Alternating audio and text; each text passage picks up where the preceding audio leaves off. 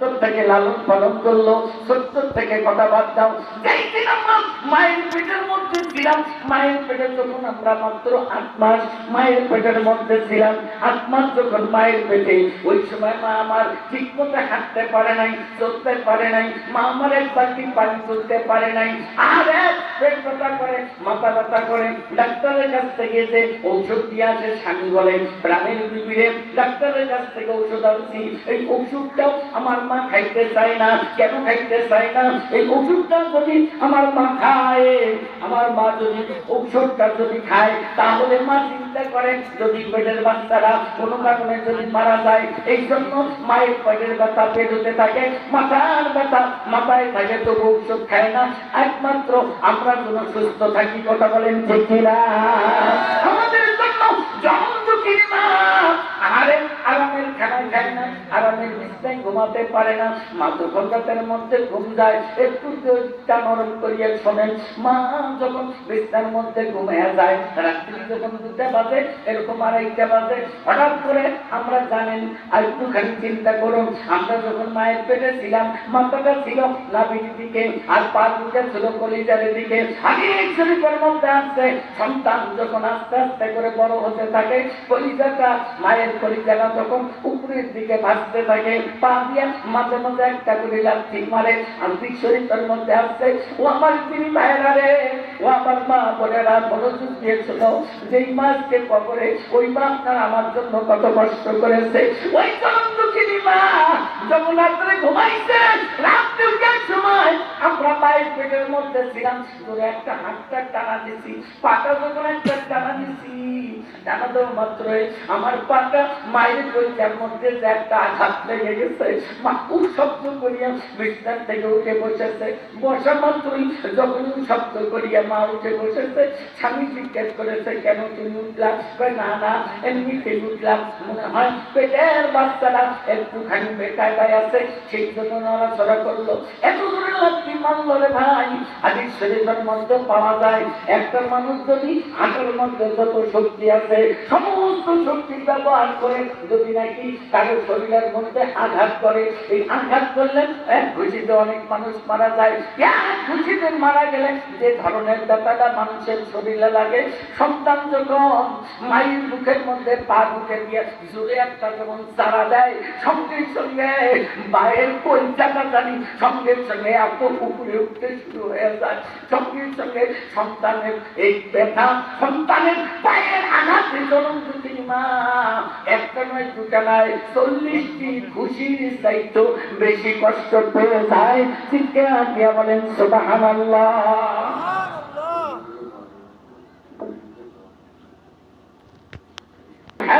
আমি আপনাদেরকে বলতে চাচ্ছি, মা আপনার আমার জন্য অনেক কষ্ট করেছে, কথা ধরে বলেন ঠিক কিনা? অনেক কষ্ট করেছে। যে কষ্টটা মা যদি আপনার আমার জন্য করেছে, যে কষ্টটা করেছে, এটা একদম অকল্পনীয়। কাজে আমি আপনাদেরকে বলতে চাই, ওই জন্মদুঃখিনী মা আজকে কতজনের কবরে আছে, কথা বলেন ঠিক কিনা?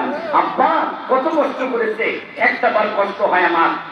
এখানে আমার একটা কবর, একদিন দেখলাম কবরটা ভাঙা, এই মাদ্রাসার সামনেই একটা কবর, কবরটা ভাঙা। জিজ্ঞেস করলাম খাদেম সাহেবকে, এই কবরটা ভাঙা কেন? এটা কি তার সন্তানেরা কি কবরটা দেখতে আসে না? এই কবরটা দেখার জন্য কি একটা পর তার মনটা চায় না সন্তানদের? কেউ কেউ বললো হুজুর ওই যে মাটি দিয়ে গেছে, আর কোনো খবর নাই। লাস্টে আমাদের মুরব্বী খাদেম সাহেব, গনি সাহেব, তিনি চলতে পারে না, তার স্ত্রীকে নিয়ে বুলুদ করিয়ে গামলাট করে মাটি নিয়ে নিয়ে যায়, খবরটা পূরণ করেছে। আশ্চর্য লাগে মুসলমান, যেই মায়ের কবরটা ভেঙে যাচ্ছে, মায়ের কবরের মধ্যে মাটি সরে গেছে সন্তান, অথচ ওই মায়ের দুধ পান করেছে 2.5 বছর, 2.5 বছর মায়ের দুধ পান করেছে। কতবার মায়ের কোলে পেশাব করে দিয়েছে, মা যখন খেতে বসেছে, খাইতে বসা মাত্রই আহারে সন্তান পেশাব করে দেয়, পায়খানা করে দেয়। কোলের মধ্যে যখন পেশাব পায়খানা সন্তান করে দেয়, লাস্টে পেশাবের চাপে এই পায়খানাগুলো গলিয়ে গলিয়ে পায়ের ভাতের প্লেটের মধ্যে পড়ে যায়। মা তবু সন্তানকে আসার বাড়ি ফেলে দেয় না। আস্তে করিয়া সন্তান যখন ঘুম যায়, আস্তে কাপড়টা পাল্লাই দিয়ে ওই ভাতগুলো পানি দিয়ে ধুইয়া তার বাবা লবণ মরিচ মাখিয়ে ভাতগুলো খেয়ে ফেলে। কারণ এটা অন্য কারো পেশাব নয়, এটা তার সন্তানের পেশা কাছেই যে জনম দুঃখী মা এক কষ্ট করলো, ওই মা আজকে কবরে চলে গেল। আপনি কেমন সন্তান? এতক্ষণ কালেকশন দেখলাম এখানে, যেই মাত্রই সন্তান আজকে মায়ের পেটে 10 মাস থাকলেন, এক ফোঁটা দুধের ঋণ মায়ের পারবেন না। আপনি জানেন যখন আপনার জন্মের টাইম হয়েছে, দুনিয়াতে আসার টাইম, ওই সময় হাদিসে আসছে পা দিয়ে এবং ভাবে মাকে লক্ষ্মী মানে যখন মাথাটা নিচের দিকে আসবে, মাথাটা নিচের দিকে আসবে, নর্মাল ডেলিভারি যে হবে, ওগো বাবদান আপনি জানেন না নর্মাল ডেলিভারি যখন হয় ওই সময় মা যখন একটা জোরে একটা চিৎকার মারে, নিঃশ্বাস ছেড়ে দিয়ে যখন একটা চাপ মারে, তখন এমনি সেই চাপে আসে না, ওই সন্তানটা দুটে পা মায়ের পরিত্যাগ করতে লেগে দিয়ে জোরে একটা যখন ঘাস মারে, যেমনি করে আমরা অনেক সময় ব্রিজের ভেতরে ঢুকি, ছোট ব্রিজ পার হওয়ার সময় ব্রিজের কাছে একটা পাখি লাফি মারি যাতে তাড়াতাড়ি ব্রিজটা পার হওয়া যায়, এমনি করে ভোলের দল দিয়ে বন্যের সময় যাবার সময় যাতে একটা লাঠি মারি তাড়াতাড়ি যেন পার হবে না, জানি আটকি যায় নাকি। যখন দুঃখী মায়ের পেটে আমরা যখন ছিলাম, মায়ের কলিজার কাছে পা ঢুকেছিল, এমন করে আঘাত করেছি, এমন করে আঘাত করে একটা জোরে ছুটকি মেরেছি, মায়ের কলিজা ফেলে ঠাস ঠাস করে রক্তগুলো, ওই সময় যে রক্তগুলো পড়েছে ওগুলো অন্য কোনো রক্ত নয়, মায়ের যে কলিজা ফাটা রক্তগুলো আস্তে আস্তে করে জমিয়ে থাকতে শুরু হয়েছে। পরক্ষণে আমার ছাত্রী মা পাটা ধরে টান মেরে আস্তে করে আপনার আমাকে মায়ের পেট থেকে বের করেছে। আপনি জানেন ওই টাকা রক্ত যেগুলো মায়ের পড়েছে, আমরা দুনিয়াতে আসার সময় সেই রক্তগুলো পড়েছে, এই রক্তগুলো তো অন্য কোনো রক্ত নয়, এগুলো কাটা খায়ের মতো রক্ত নয়, এটা দাম দিয়ে ফোটানো রক্ত নয়, এই রক্তগুলো পড়েছে একমাত্র মায়ের কলিজার জোড়া ফেলে গেছে। এখানে একবার একটা সন্তান যখন জন্ম নেয়, মায়ের কলিজাটা আপনারা দেখতেন ছাগল গরুর কলিজাগুলো দুটো ভাগে বিভক্ত, এক পাশে দুইটা মাথা, দুই পাশে বিভক্ত। আমার মা যখন আমাকে ফেলে আর রাখবে না, 10 মাস 10 দিন হয়ে গেছে, দুনিয়াতে চলে আসবো, ওই দিন পা দুটো এমন করে রাখতে পারছি, বারবার করে মায়ের কলিজা চাকরি বেড়ে গেছে, আর কলিজা দুটা তুই ভাগ হয়ে রক্তগুলো জমিয়ে পড়েছে।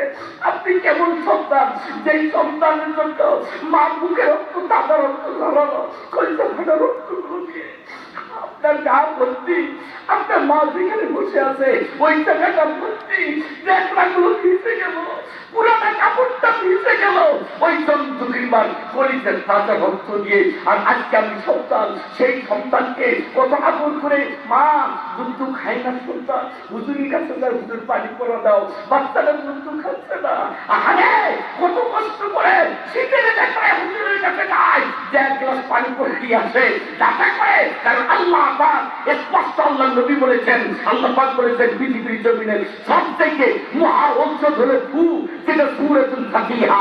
শিক্ষাকে বলি সুবহানাল্লাহ।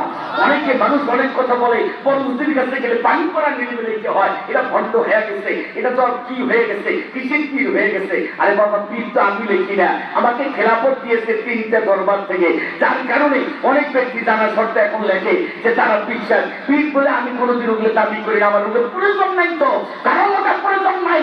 আপনার কাছে পানি পড়ার জন্য কত মানুষ দেয়, কাজ হয় না। আকন্যর কাছে আসলে বড় উদ্দির কাছে যে পানি পড়া নিলে কাজ হয়, এটার মধ্যে অবশ্যই কোনো না কোনো কারণ আছে। কথা বলেন ঠিক কিনা? কোন কারণ আছে, তোমার তো বিশ্বাস হবে না, কারণ তোমার কোনটা বিশ্বাস হবে? আজান দিলে মসজিদে তো তোমার বিশ্বাস হয় না, তুমি টাইম পাও না, তুমি বিশ্বাস করবে কি? তোমার মা মরে গেছে, তুমি কবরের কাছে যা আলহামদুলিল্লাহ ঘুরে পড়বে, তুমি সময় পাও না, তোমার বিশ্বাসের আসে দেয় কি? তুমি কেমন সন্তান যার ভেতরে এলেম আছে? স্পষ্ট ভাবে রাসূল বলে দিয়েছেন সমস্ত রোগের মহৌষধ সূরাতুল ফাতিহা। সূরা ফাতিহা দিয়ে যত রোগ আছে সমস্ত রোগের ট্রিটমেন্ট করা যায় শুধু আলহামদুলিল্লাহ সূরা দিয়ে। না, আপনি তো আলহামদুলিল্লাহ সূরা পড়তে গেলে আপনার গুলি করলেও শুদ্ধ করে পড়তে পারেন না। 1 আলিফের জায়গায় 6 আলিফ টানেন, 6 আলিফের জায়গায় 1 আলিফ টানেন, যেখানে গুণনা নেই সেখানে গুণনা করেন, যেখানে গুণনা আছে সেখানে গুণনা বাদ দিয়ে চলি। নিজের দোষটা আগে ধরতে হয়, তারপর অন্যের দোষ খুঁজতে হয়। আমি ওই বিষয়ে পারদর্শী কিনা, আমি যে প্রশ্ন একটা করবো, এই প্রশ্নটার উত্তর আমি জানি কিনা। আমার জানা থাকলে প্রশ্ন করার শোভা পাবে, জানা না থাকলে প্রশ্ন করার শোভা। আমাকে একটা প্রশ্ন করলেন, আমি বললাম ভাই আমি সরি, আমি তো জানি না। আপনি যেহেতু প্রশ্ন করছেন অবশ্যই আপনার জানা আছে, আপনি উত্তর দেন। তখন কি করবেন?